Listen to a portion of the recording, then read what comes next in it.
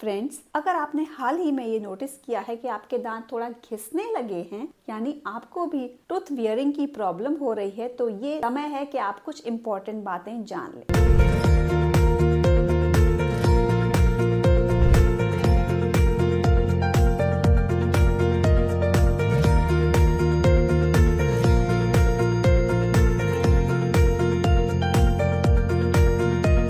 Friends, my name is Dr. Pooja here in the city of Agra and I welcome you back again to my channel. Friends, आपके दांत अगर थोड़े से घिस गए हैं, यानी उनकी हाइट कम हो गई है, आपके दांत के सरफेसेस आपको फ्लैट लगने लगे हैं, आपके दांत के एजेस आपको अनइवन लगने लगे हैं, तो definitely it is a sign of underlying bite problems friends. और ये जरूरी है कि समय रहते आप इस प्रॉब्लम को पहचान लें, ताकि जो भी ट्रीटमेंट ऑप्शंस अवेलेबल हैं आप उनका बेनिफिट ले पाएं और इस प्रॉब्लम को बहुत सीवियर होने से बचा पाएं। मैं आपको बताना चाहूंगी कि कुछ अमाउंट टूथ वियर का यानी दांतों का घिसना नेचुरल है और 30 या उससे ऊपर की एज के आसपास आते आते सब लोगों के दांत थोड़े बहुत एज रिलेटेड प्रॉब्लम्स के साथ घिस भी जाते हैं। पर अगर ये बहुत ज्यादा नोटिस कर रहे हैं आप कि आपके दांत ज्यादा ही घिस रहे हैं और बहुत नोटिसेबल हैं, तो डेफिनेटली इसके पीछे कुछ कारण हो सकते हैं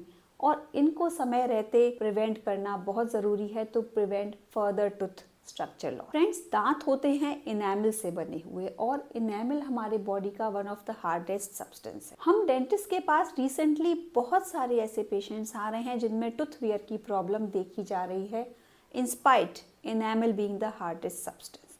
फ्रेंड्स, कुछ मैं आपको कॉमन कॉजेस बताती हूँ जिससे ये टूथ वियर आजकल कॉमनली देखने में आ रहा है। First of all friends is excessive use of acidic drinks like soda water drinks, like energy drinks, like any other drink which is having more amount of lemon। तो इस तरह के जो ड्रिंक्स हैं जो यूथ आजकल ज्यादा यूज कर रहा है, उससे हमारा इनेमल ग्रेजुअली सॉफ्ट होने लगता है and soft enamel is very much susceptible for decay. ये सॉफ्ट होकर डिके होने लगता है, ग्रेजुअली आपका टूथ का इनेमल का लॉस होने लगता है and it also gives a chalky type of appearance। Next friends, मैं आपको बताना चाहूंगी about the lifestyle stress. Friends, related to the common lifestyle stress problems, many patients are grinding their teeth at the night. रात में सोते समय हम unknowingly अपने दांतों को आपस में घिसते हैं, जिसे हम कॉमन ब्रक्सिज्म बोलते हैं और इसकी वजह से 6 से 7 घंटे तक लगातार जब आपके दांत घिसे जाते हैं तो इनेमल सॉफ्ट होकर इरोड होने लगता है and it also gives rise to worn out teeth. इसके अलावा फ्रेंड्स, बहुत बार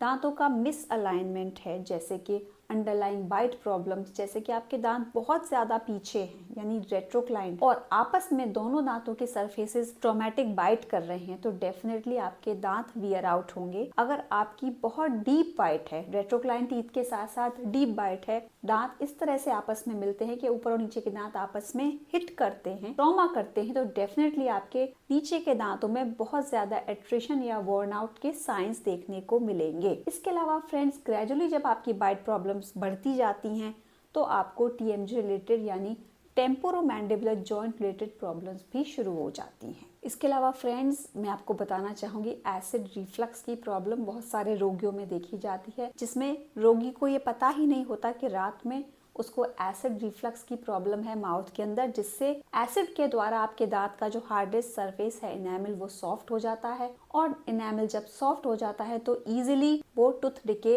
होने लगता है, आपका इनेमल घिसने लगता है।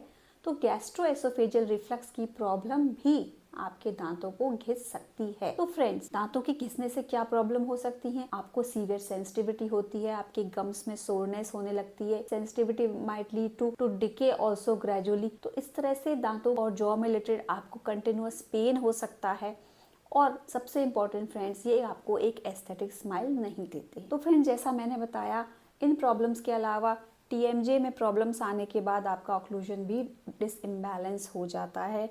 आपके दांतों में जो दांतों का आपका कलर है वो चेंज हो सकता है, येलो चॉकी वाइट हो सकता है और आपको टीएमजे पेन भी बिल्कुल हो सकता है। तो friends, depending on the amount of severity of your occlusion आपको ट्रीटमेंट एडवाइस किया जाता है। आप किस स्टेज पर हैं?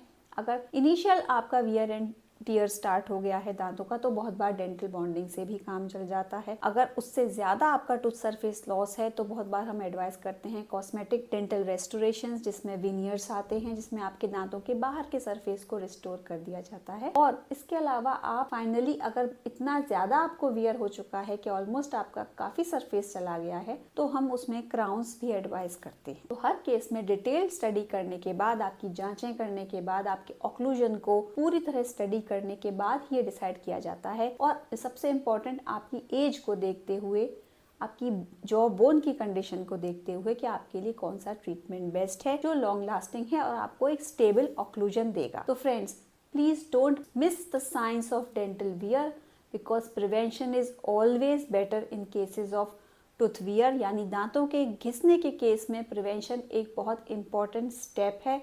अगर आप अलर्ट हैं तो आप अपने दांतों को घिसने से बचा सकते हैं टाइमली डेंटल विजिट से।